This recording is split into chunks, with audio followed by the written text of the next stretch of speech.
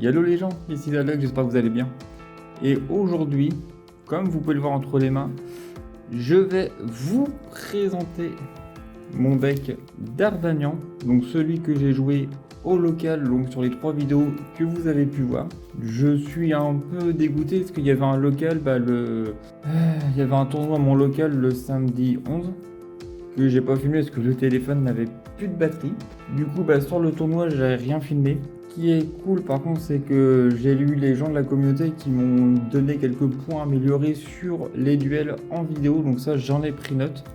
Notamment, et ça je pensais pas, il y avait 2 points. Un, les vidéos étaient trop longues, donc je pense que je vais partir sur la première idée que j'avais eue, donc c'est-à-dire de faire 2 vidéos pour un match. Donc une partie qui sortira le mardi et la deuxième partie qui sortira le vendredi. Et aussi, ce qu'il m'avait dit, c'est qu'on ne voyait pas assez les cartes récompenses. Du coup, je vais essayer de trouver un système pour montrer, pour avoir une évidence un peu plus, pour avoir une meilleure évidence pour jouer pour voir les cartes récompenses. Et je vais essayer de même de créer un système où c'est qu'on voit si l'énergie a été jouée, le supporter, et puis d'autres trucs. Je vais essayer de créer tout ça. Avant que j'oublie aussi, donc là je vais vous mettre en screen des codes à rentrer sur l'application du TCG Live. Par contre faites-le vite puisque c'est avant le 16 juillet. Donc jeudi 16 juillet, les codes ne seront plus disponibles. Donc si ça vous intéresse, entrez-les très vite. Et sur ce, on va partir donc sur la présentation du deck de Dardagnan.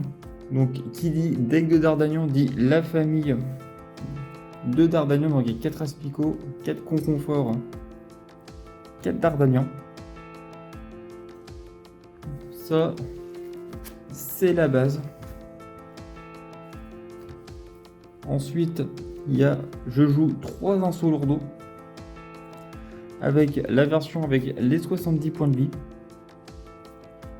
J'ai préféré jouer cela parce que vu qu'il y a beaucoup de lanceriens actuellement, c'est juste pour éviter que la version à 60 PV se fasse mettre KO d'un coup avec le contrôle lancerien. Évidemment, on joue les 2 Lourdeau pour abuser de son talent pour piocher 3 et remettre dans le deck toutes les cartes qui lui sont attachées.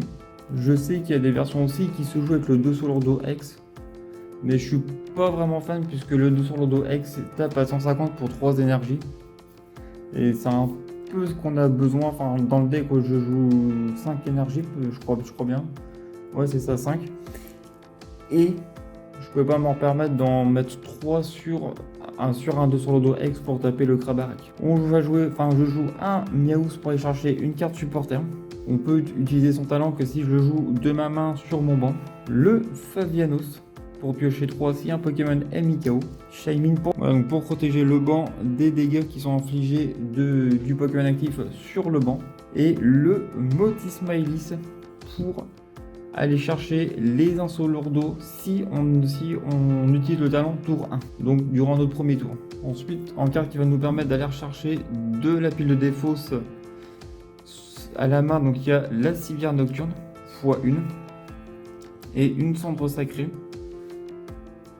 qui permet la Cendre Sacrée d'aller chercher 5 Pokémon de la pile de défausse et leur mettre dans le deck. En carte qui permet d'aller chercher des cartes, des Pokémon, il y a 4 Pokéregistres et 4 Poffins. Pokéregistre, ça peut être très utile pour aller chercher les Inso Lourdeau, 2 Lourdeau, voire même le Motismaelis si on est tour 1. Et les Poffins, c'est pour blinder le banc de Aspico et d'Inso Lourdeau.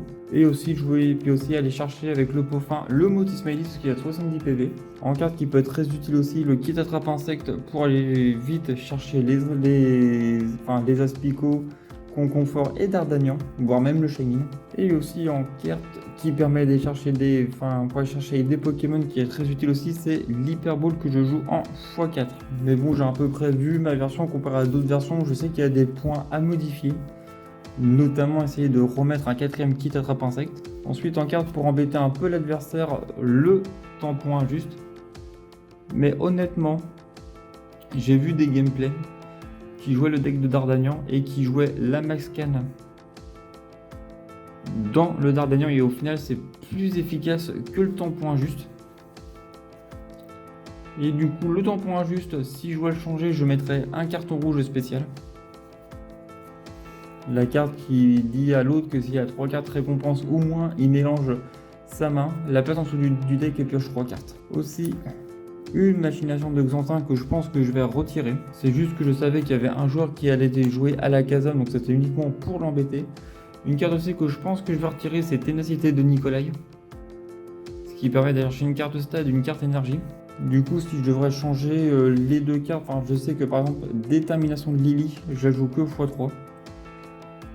Donc pourquoi pas retirer une machination de Xantin pour jouer une 4ème Détermination de Lily. Et en vrai, pour l'instant, je garderai un peu le Ténacité. Un soutien de défi pour aller chercher jusqu'à 3 Pokémon qui n'ont pas d'encadré règles ou des énergies. De votre pile de défausse à votre main. Il y aura 2 ordres du boss aussi.